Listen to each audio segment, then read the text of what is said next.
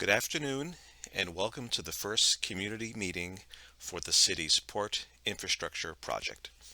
My name is Jerry Friedman and I'm a supervising engineer with the city's Department of Public Works. During this presentation, I want to share information with you about infrastructure work which will be coming up over the next couple of years in the port neighborhood. This meeting has two main parts. First, the short presentation that you are about to see provides basic information about the project, including the limits of work, the types of improvements that we are thinking of making in the port, and some information about the overall project schedule. The second part of the meeting will be a live Zoom question and answer period on March 31st, beginning at 6 p.m.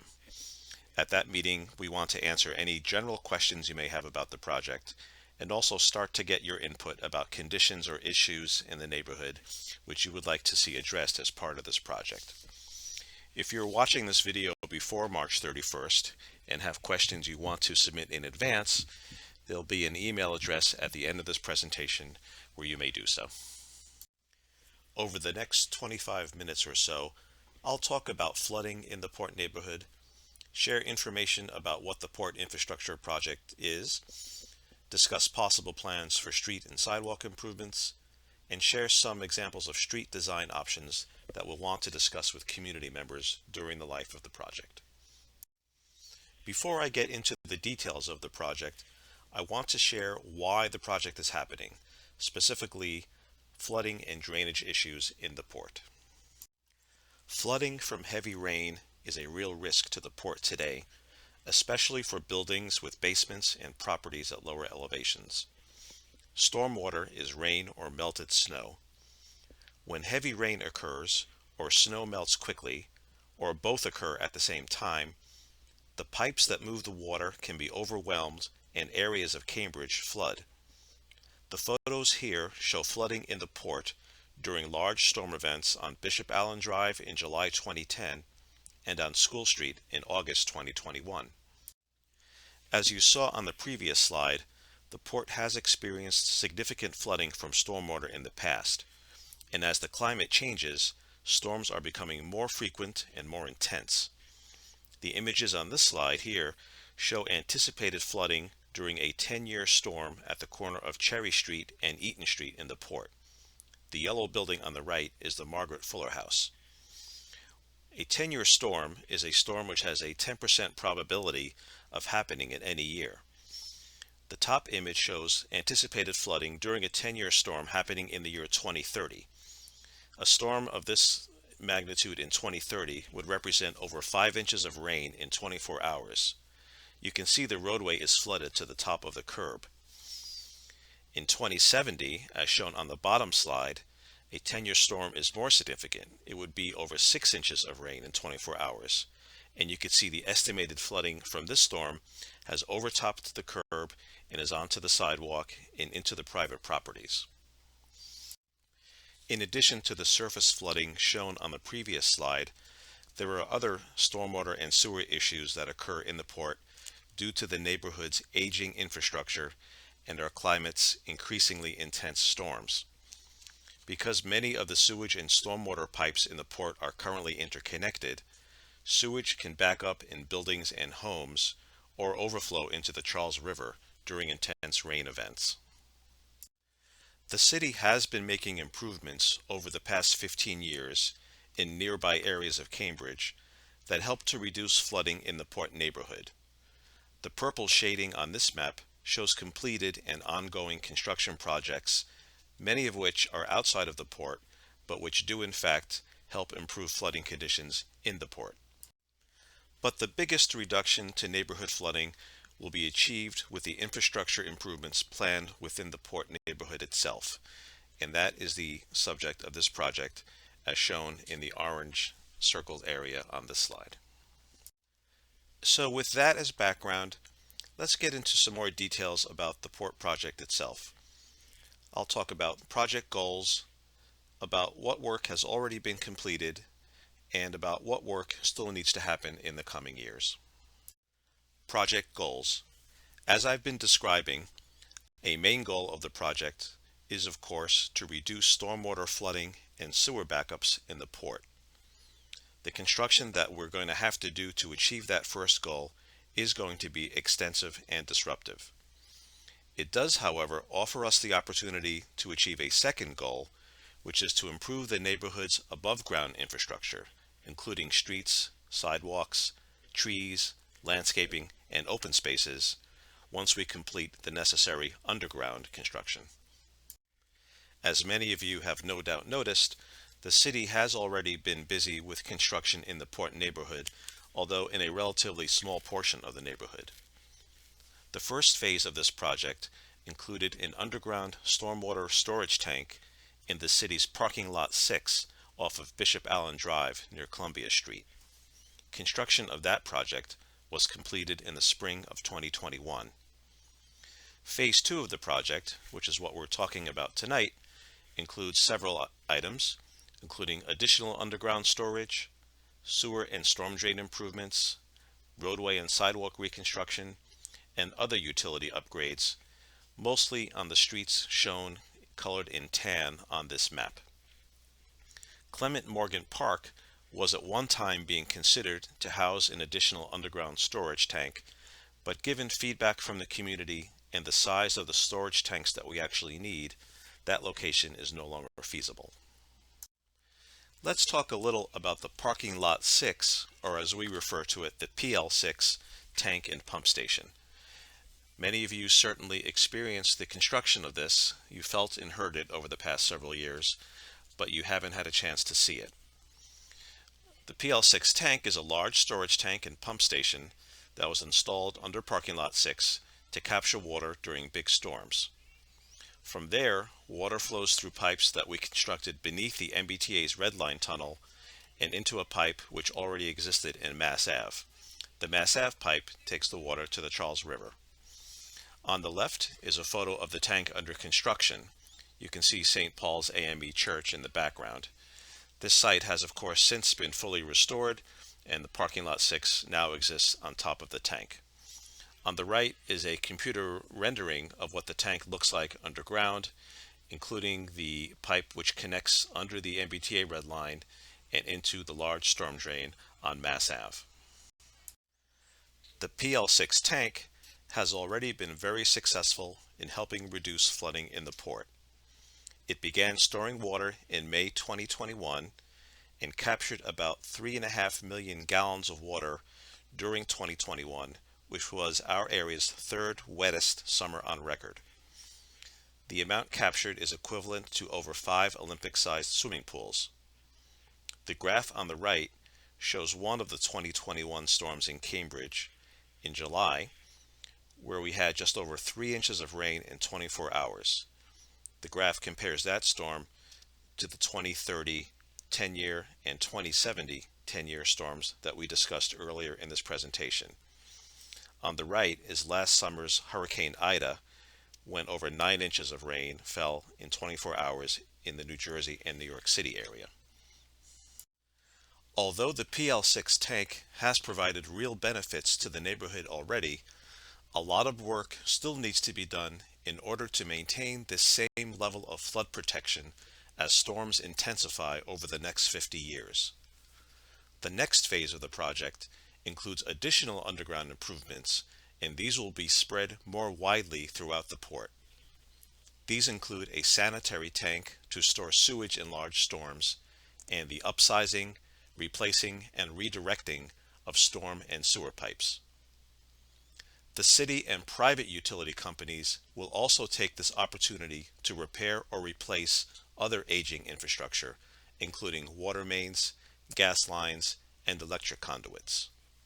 Some of this private work, most notably the gas work, is already underway. The Phase 2 project also includes above-ground improvements to increase safety, accessibility, and climate resiliency, including roadway and sidewalk reconstruction, new tree plantings, and green infrastructure. Although Clement Morgan Park is no longer being used for an underground tank, there are still opportunities to make improvements to the park as part of the Phase 2 project. This slide gives you an idea of the overall length of the project and where we are right now. We are currently in the design phase of subsurface and surface improvements, and that design phase will continue through early 2023. There is going to be some early construction of subsurface improvements on Harvard Street beginning this summer. Most of the subsurface improvements on other area streets will begin in summer of 2023, and the construction of surface improvements will follow that. Currently, we anticipate that the majority of construction should be wrapped up by the end of 2026. Before I talk more about the surface improvements being planned, I did want to highlight a couple of things about our project team. The Department of Public Works is collaborating with multiple other city departments on this big project, including the departments listed here.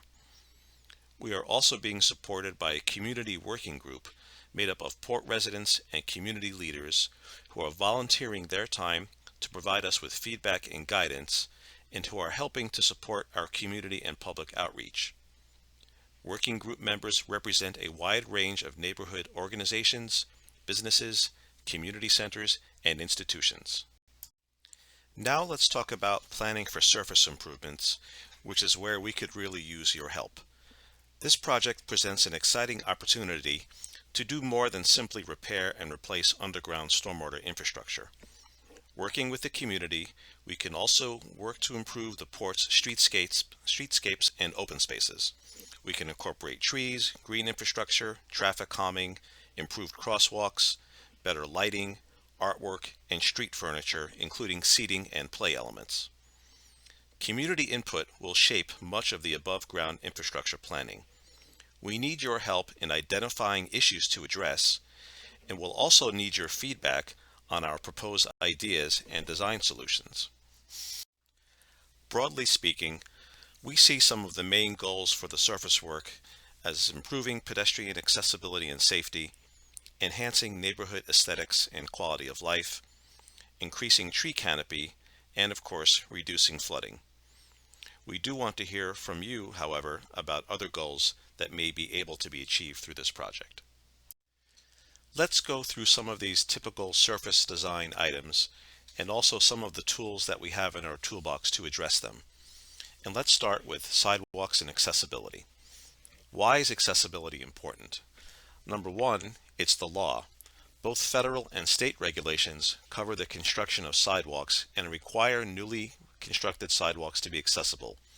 And number two, and more importantly, it's the right thing to do. We want our sidewalks to be as inviting and usable as they can be for people of all ages and abilities, people using wheelchairs, walkers, or pushing strollers included. What is required to make a sidewalk accessible? We typically think about the condition of the sidewalk. Is it smooth, or are there trip hazards or impediments to people using mobility devices, such as wheelchairs or walkers? What is the usable width of the sidewalk? What about the width at existing street trees, utility poles, and driveways? As we are reconstructing sidewalks in the port, we will need to identify and address these deficiencies. We'd like to provide a minimum of 5 feet in general and 4 feet at obstructions such as driveways, trees, and utility poles. We have an absolute minimum of 3 feet at existing pinch points such as large trees. This slide also shows one of the typical tools that we use on narrow residential streets like the ones in the port. Where it's not possible to get the required sidewalk clearance on the house side of a large tree, we can interrupt the parking lane and provide a sidewalk on the street side of the tree. City and consultant engineers have already obtained detailed surveys of the streets in this project and have visited the streets themselves to take key measurements. Not surprisingly, given that these are some of the oldest streets in Cambridge, we've identified dozens of locations where sidewalk widths do not meet even the minimum current accessibility standard, and we will be addressing these as part of the design process. We also have a variety of traffic calming tools in our street design toolbox. Some of the most common ones we use are shown here, including raised intersections and crosswalks, curb extensions, and chicanes. The overall goal of these tools is to increase accessibility and improve safety for both pedestrians and drivers by slowing vehicle speeds. We'll be looking to hear from you about where you think some of these various tools might be useful in the port. Street trees and plantings are an important element of public infrastructure and will be a main focus of this project. The city, of course, will protect existing street trees during construction, but a main goal of this project will be to add as many new trees and plantings as we can within the public right-of-way. Given that the public right-of-way is narrow and constrained in the port, the city, through the city arborist, will also be working with residents interested in our back of sidewalk tree planting program, which provides free trees for planting on private properties. Although off of the public right-of-way, such trees do have a benefit for the public in terms of adding shade and reducing heat effects. Increasing the tree canopy in the port will also decrease the neighborhood's apparent temperature and help reduce the impacts of the so-called urban heat island.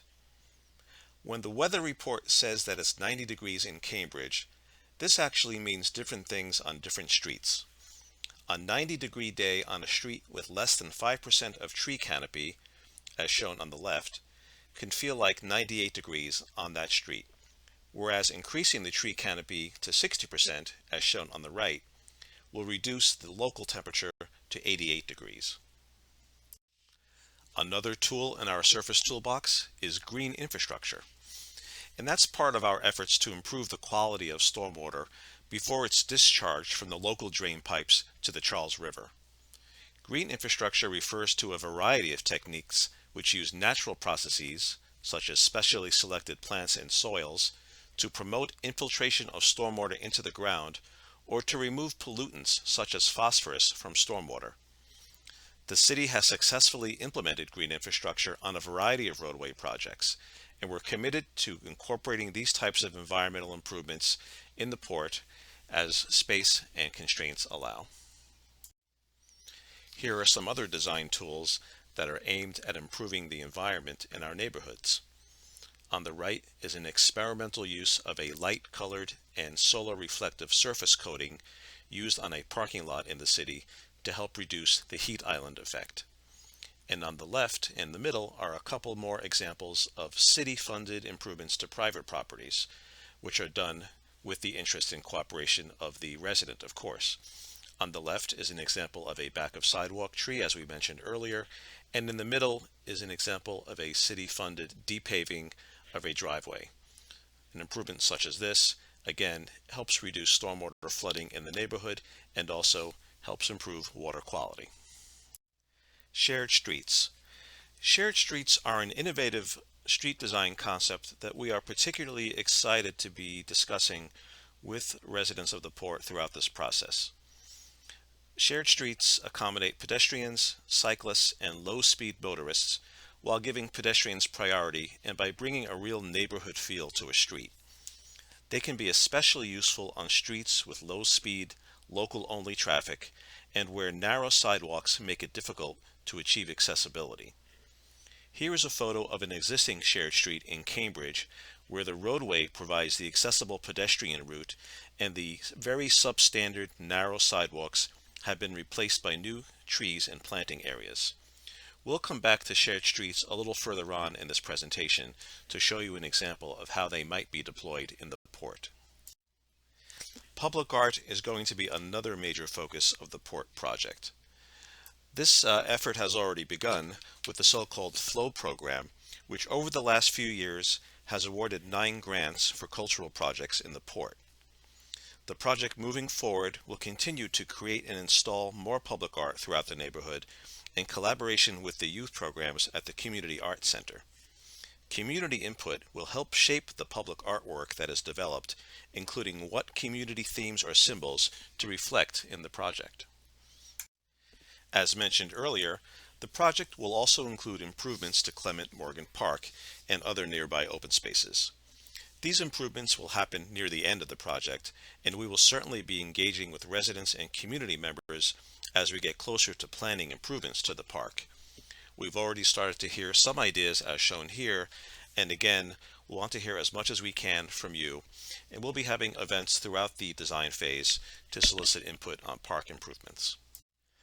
Now that I've described a number of types of surface improvements, we wanted to close out this presentation by showing some examples of how these types of techniques could actually look on a street in the port. The graphics I'm about to show are just examples and not final plans by any means, but we did want to give people an opportunity to understand graphically some of the improvements that this project might be able to achieve. Last summer, the project team and working group did a walking tour of the neighborhood. Working group members identified areas where flooding is particularly bad, as well as opportunities for safety, accessibility, and tree canopy improvements. This list shows some of the key pieces of feedback we heard from the working group and also from residents we talked to at the port party last fall. During the walking tour last summer, working group members identified a number of issues on Suffolk Street as being typical of many of the issues on many of the streets in the port. These issues included narrow or poor sidewalk conditions, lack of green space, floods and puddles after rain, and hot and unshaded locations on the street. We therefore decided to use Suffolk Street as the first example of what it might look like to apply some of the tools in our street design toolbox. Our team developed two examples of potential design improvements for Suffolk Street to achieve accessibility and increased tree canopy goals. Example A, which you'll see, is a standard design with an accessible sidewalk on one side of the street and some opportunities for new street trees. Example B is the more innovative shared street design, which is fully accessible and provides the most opportunities for increasing tree canopy.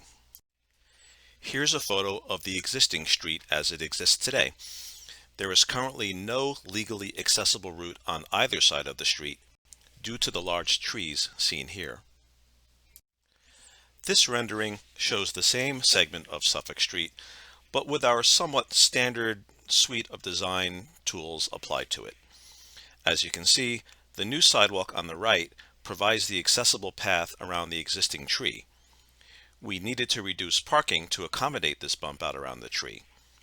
There were opportunities to install about 4 new trees along the street with this design option, depending on how many parking spaces neighborhood residents would be willing to consider giving up. Finally, here is the same section of Suffolk Street showing the innovative shared street design option. In this case, the accessible pedestrian route is within the low-volume, low-speed street space shared by pedestrians and vehicles.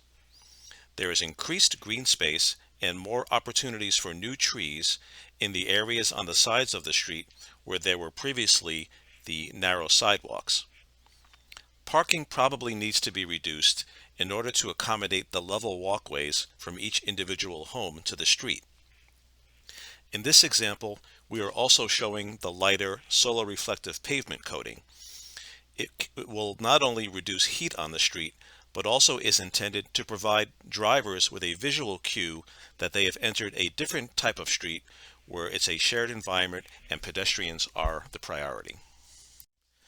Now that you've heard about the project and seen some examples of what the surface improvements could look like, I wanted to share some information about next steps and how you can stay involved in the project as we move forward. The community will have a number of opportunities to hear about the project, ask questions, and provide input over the next year. Over the next 2 months specifically, we'll be out in the neighborhood at outdoor pop-ups and also meeting with community organizations. We'll also be hosting a neighborhood walk. In June, we are planning a significant art-focused event at Clement Morgan Park. We'll have more information about that very soon. Dates for all of these activities will be announced over the course of the spring on the project website and publicized via community networks. We encourage you to visit the project website and get on our email list so that you don't miss out on any upcoming activities. Thank you so much for your time. For more information, please visit the project website at cambridgema.gov/theport or send an email to me or to Kate Riley, our Community Relations Manager. As we mentioned at the beginning of the presentation, if you have any questions that you would already like to have answered at the upcoming March 31st webinar, please go ahead and send those in. We look forward to hearing and seeing you on March 31st. Thanks again and have a great night.